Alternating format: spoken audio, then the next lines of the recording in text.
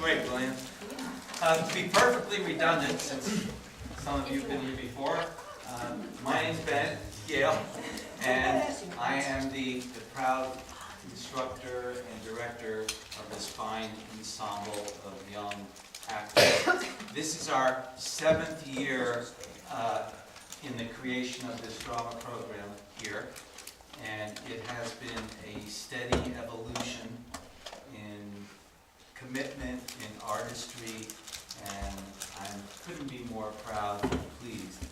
This play originally debuted in 1895, and it was an extraordinary success right from the start.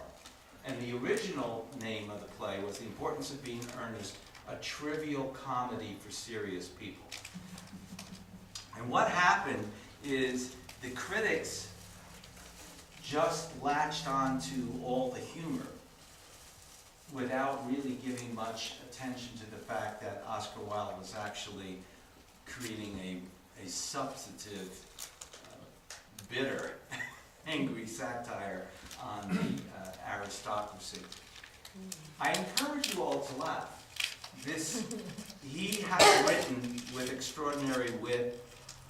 Almost every line is a joke.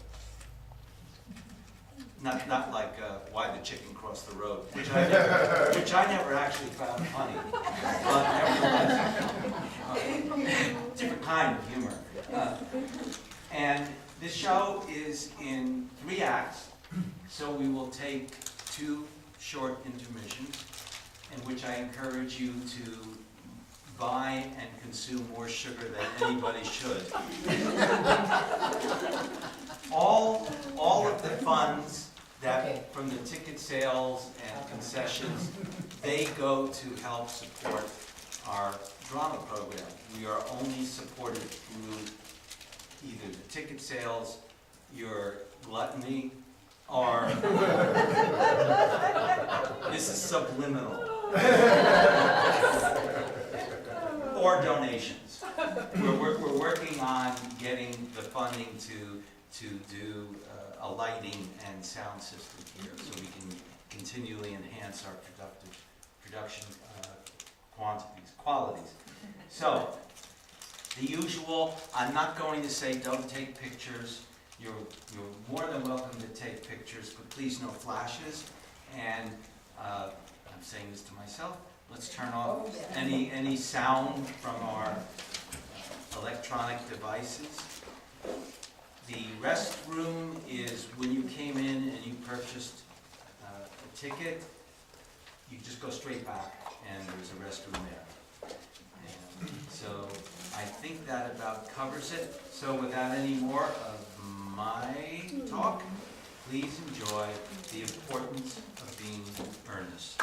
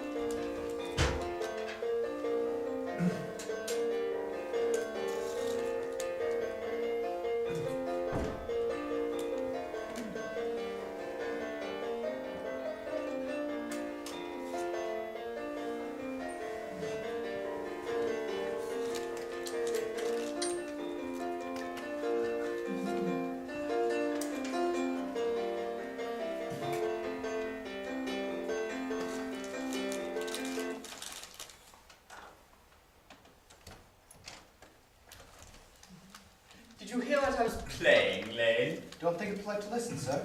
Well, I'm sorry for that for your sake. I don't play accurately. Anyone can play accurately, but I play with wonderful expression.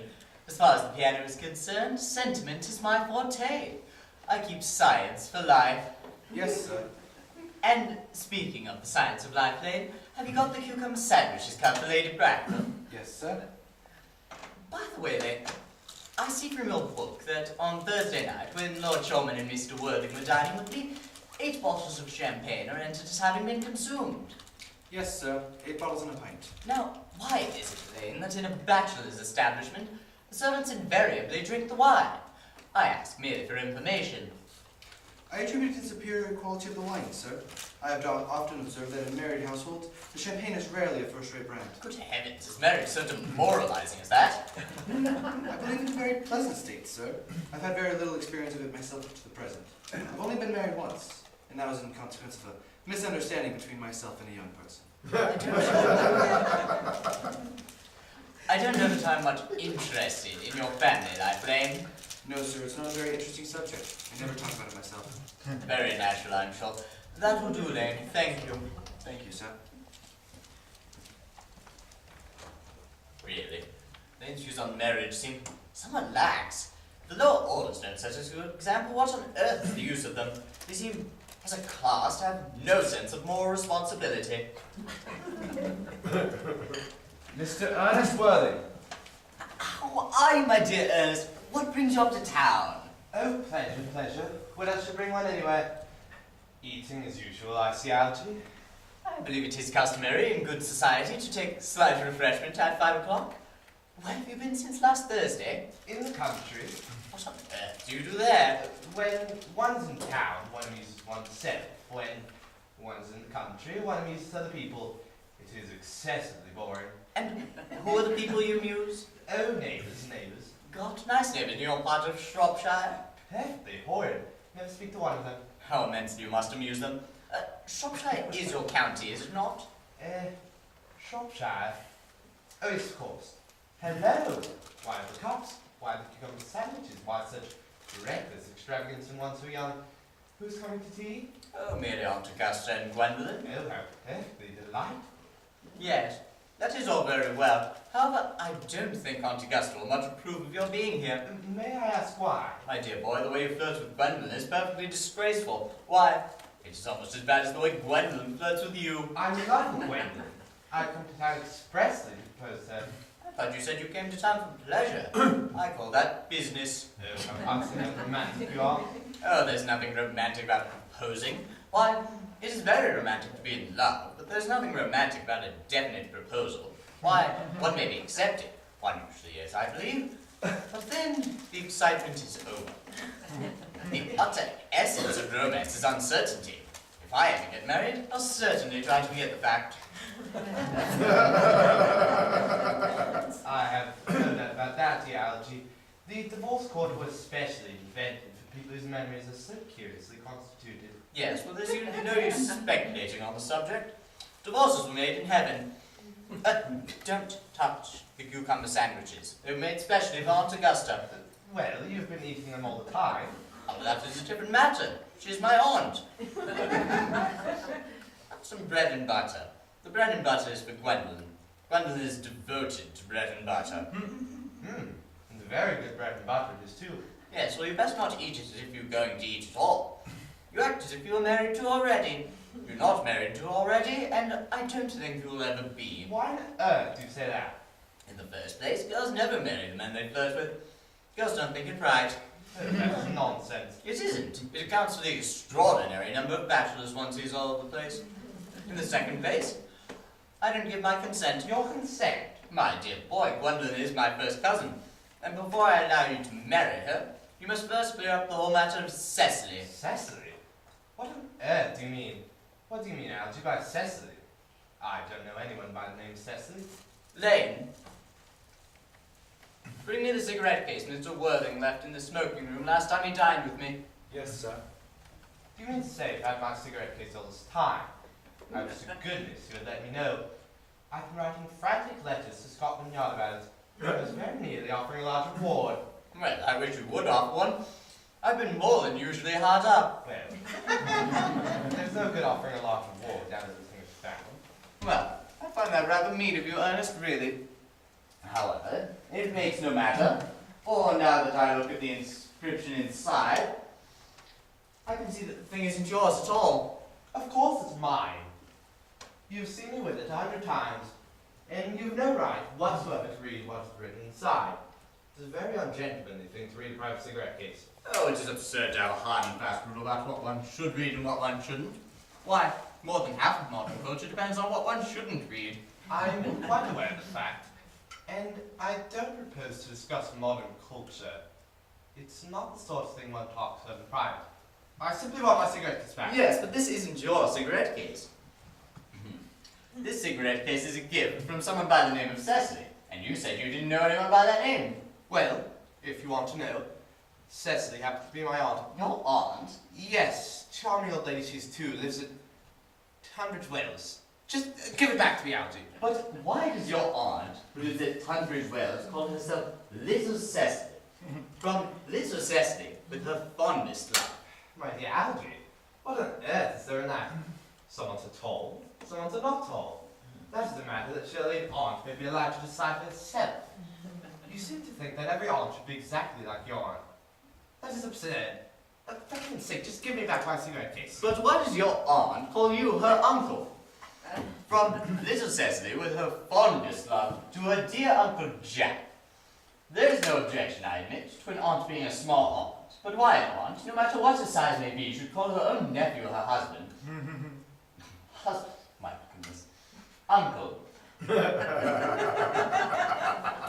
I can't quite make out. Besides, your name isn't Ernest at all. Jack at all. Good heavens. It's Ernest. It isn't Ernest, it's Jack. But you've always told me it was Ernest. Why, I've introduced you to everyone as Ernest. You look as if your name was Ernest. You're the most earnest-looking person I've ever seen in my life. It is absurd that you're saying your name isn't Ernest. Why, it is on your cards. Here's one of them. Mr. Ernest Worthing, B4, the Albany W. I'll keep this as proof, should you try to deny it to me, or to Gwendolyn, or to anyone else for that matter. Well, my name is Ernest in town and Jack in the country, and the cigarette case was given to me in the country. Yes, but that still does not account for your small Aunt Cecily, who lives at Tunbridge Wells, calling you her dear uncle. Come on, boy, you'd best have the thing out at once. My dear Algy, you talk exactly as if you were a dentist. It is very vulgar to talk like a dentist when one isn't a dentist. It produces a false impression. That is exactly what dentists always do. I may mention I've always suspected you of being a confirmed and secret Bunburyist, and I'm quite sure of it now. Bunburyist? What on earth do you mean by Bunburyist? I will tell you the meaning of that incomparable expression as soon as you're kind enough to inform me. Why, you're Ernest in town and Jack in the country. Well, produce my cigarette case first. Here it is. Now produce your explanation. And pray make it improbable. My dear fellow, there's nothing improbable about my explanation at all. In fact, it is perfectly ordinary. The old Mr. Thomas Cardew, who adopted me when I was a little boy, made me, in his will, guardian to his granddaughter, Miss Cecily Cardew. And Cecily, who addresses me as her uncle from motives of respect that you could not possibly appreciate, lives at my place in the country, under the charge of her admirable governess, Miss Prism. Where is that place in the country, by the way? Oh, that is nothing to you, dear boy. You're not going to be invited. And I may tell you candidly, the place is not in Shropshire. Well, I had suspected that, my dear fellow. I've Bunburyed all over Shropshire on 2 separate occasions. But what you really are is a Bunburyist. I was quite right in saying you were a Bunburyist. You're one of the most advanced Bunburyists I know. You want to know my real motives? I don't think you'll be able to understand them. You are hardly serious enough. When one is placed in the position of guardian, one has to adopt a very high moral tone on all subjects. It is one's duty to do so. And as a high moral tone can hardly be said to conduce very much to either one's health or one's happiness, in order to get to town, I've always pretended to have a younger brother by the name of Ernest, who lives in the Albany and gets into the most dreadful scrapes. That, my dear Algy, is the whole truth. Pure and simple. The truth is rarely pure and never simple. Modern life would be very tedious if it were either. That wouldn't be at all a bad thing. Literary criticism is not your forte, my good fellow. Don't try it. Leave that to people who haven't been to university. They do it so well in the daily papers. As I was saying, what you really are is a Bunburyist. What on earth do you mean? You have invented a very useful younger brother by the name of Ernest, so that you might go up to town as often as you choose. I've invented an invaluable permanent invalid by the name of Bunbury, so that I might go down to the country whenever I so please. Bunbury is perfectly invaluable, and if it weren't for Bunbury's extraordinarily bad health, I wouldn't be able to dine with you at Willis's tonight. I haven't asked you to dine with me anywhere tonight. I know. You're perfectly horrid about sending out invitations. Really, Jack, it's just rather ill-natured of you. But nothing annoys people so much as not receiving invitations. You had much better dine with your Aunt Augusta. I haven't the slightest intention of doing anything of the kind. In the first place, I dine there on Monday, and once a week is more than enough to dine with one's own relations. In the second place, when I'm with them, I am treated as a member of the family, and sent up with either no woman at all, or two. In the third place, I know perfectly well whom she will place me next to tonight. She'll place me next to Mary Farquhar, who always flirts with her husband across the dinner table. Why, that is not very pleasant indeed. Why, it is not even decent. The thing is enormously on the increase these days. Why, the amount of women who flirt with their own husbands in London is perfectly scandalous. Why, it just looks so bad. Simply washing one's own clean linen in public.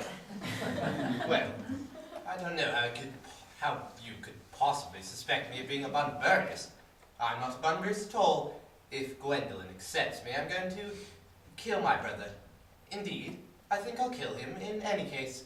Cecily's a little too much interested in him. It is rather a bore. So, I'm going to get rid of Ernest. And I strongly advise you do the same with Mr. your invalid friend who's absurd. Nothing will induce me to part with Bunbury, and should you ever get married, which seems to me extremely problematic, you will want to know Bunbury. The man who marries without knowing Bunbury has an extremely tedious time of it. Oh, that is nonsense. If I marry a charming girl like Gwendolen, and she's the only girl I saw in my life without married, I certainly wouldn't want to know Bunbury. Then your wife will. You don't seem to understand, my dear Ernest, that in married life, 3 is company and 2 is none. My dear young friend, it's the theory that the corrupt French genre has been propounding for the last 50 years. Yes, and that the happy English home is proved in half the time. Oh, for heaven's sake, don't try to be cynical. It's perfectly easy to be cynical. It isn't easy to be anything these days with all that beastly competition about. Ah, that must be Aunt Augusta and Gwendolen. Only relatives or creditors ever ring in such a Wagnerian manner. Now, if I can get Aunt Augusta out of the way for 10 minutes so that you might have the opportunity for proposing to Gwendolen, might I dine with you at Willis's tonight? I suppose so, if you want to. Yes, but you must be serious about it. I hate people who are not serious about meals.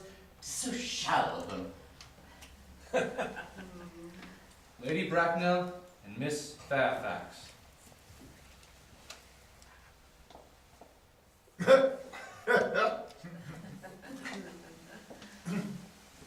Good afternoon, dear Algernon.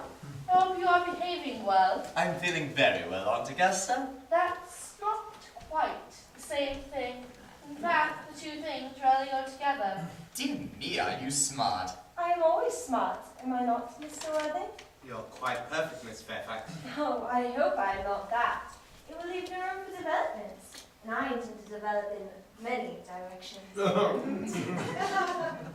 I am sorry if we are a little late, Algernon.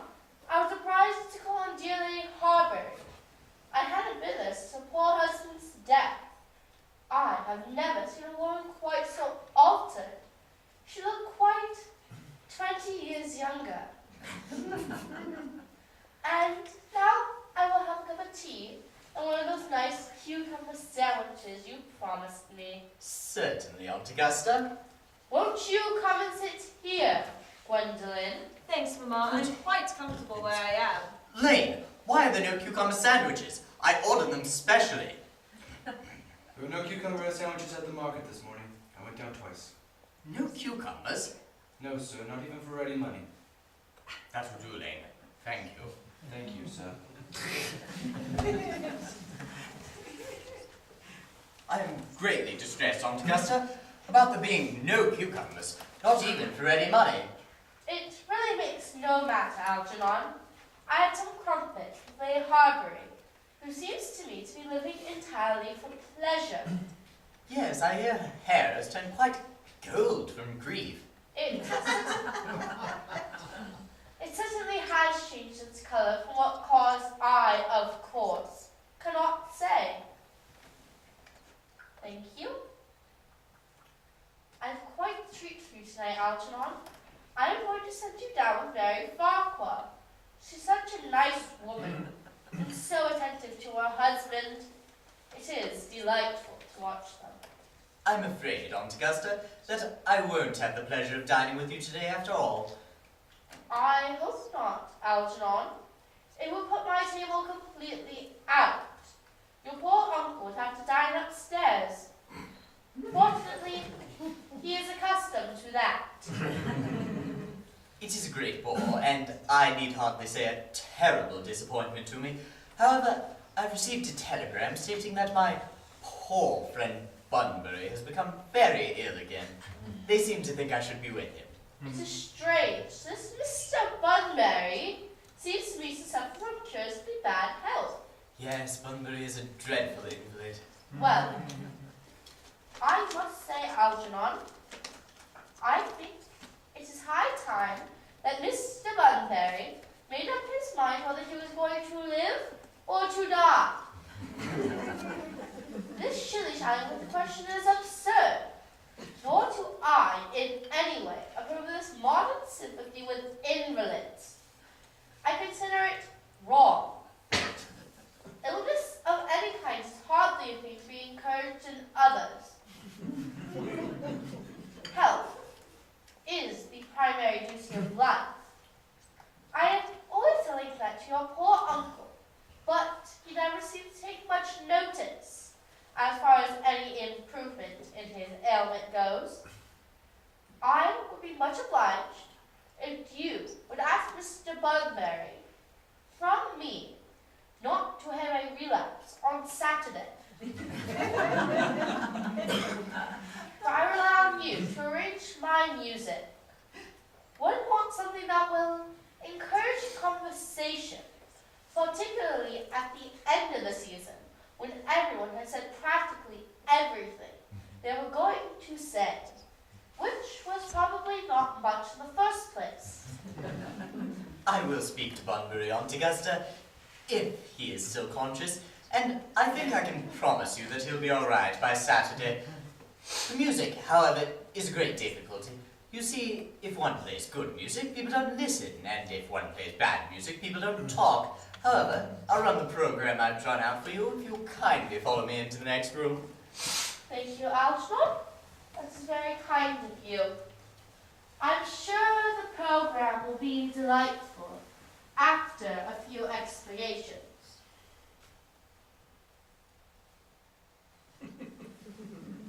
French songs I cannot possibly allow. People seem to think that they're improper and either look shocked, which is vulgar, or laugh, which is worse.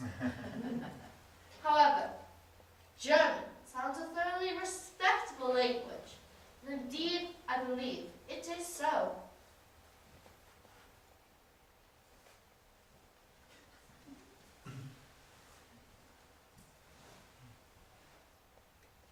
Gwendolyn, you will accompany me.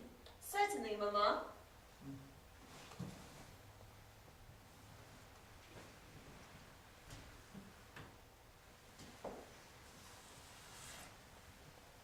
Charming day to be in, Miss Fairfax. Please don't talk to me about the weather, Mr. Worthing. Whenever people talk to me about the weather, I always feel quite certain that they mean something else. And that makes me nervous. I do mean something else. I thought so. In fact, I'm never wrong. And I would like to be allowed to take advantage of Lady Bracknell's temporary absence. I would certainly advise you to do so. Mamma has a way of coming back suddenly into a room that I've often had to speak with her about. Gwendolyn, ever since I met you, I've admired you more than any other girl I've ever met since I met you. Yes, I am quite well aware of the fact. And I often wish that, in public at any rate, you had been more demonstrative. For me, you have always had an irresistible fascination. Even before I met you, I was far from indifferent to you. We live, as I hope you know, Mr. Worthing, in an age of ideals. The The fact is constantly mentioned in the more expensive monthly magazines and has reached provincial pulpits, I am told. And my ideal has always been to love someone of the name of Ernest. There's something in that name that inspires absolute confidence. The moment Algernon first mentioned he had a friend called Ernest, I knew I was destined to love you. You really love me, Gwen. Passionately. Darling, you don't know how happy you've made me. My own Ernest. But do you really mean to say you couldn't love me if my name wasn't Ernest? But your name is Ernest. Yes, I noticed, but supposing it was something else, you mean to say you couldn't love me then? That is clearly a metaphysical speculation, and like most metaphysical speculations, has very little reference at all to the actual facts of real life as we know them. Personally, darling, to speak quite candidly, I don't much care for the name Ernest. I don't think the name suits me at all. It suits you perfectly. It is a divine name. It has music of its own. It produces vibrations. Well, really, Gwendolyn, I must say I think there are plenty of other, much nicer names. I think Jack, for instance, a charming name. Jack? No, there is very little music in the name Jack, if any at all indeed.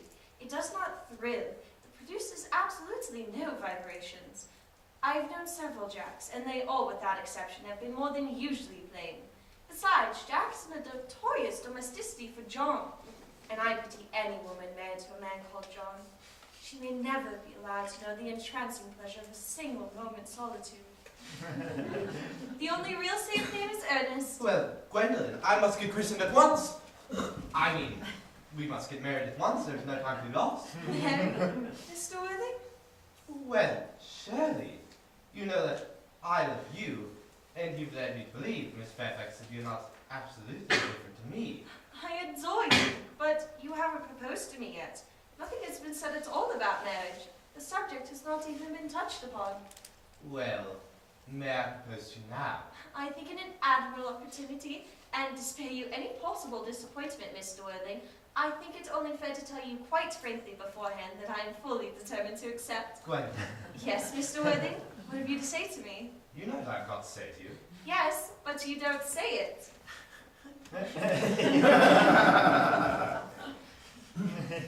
Gwendolyn, will you marry me? Of course I will, darling. How long have you been about it? I'm afraid you have very little experience in how to propose. My own one. I've never loved anyone in the world but you. Yes, but men often propose for practice. I know my brother Gerald does. All my girlfriends tell me so. What wonderful eyes you have, Ernest. They're quite expressive. I hope you will always look at me just like that, especially when other people are around. Mr. Worthing!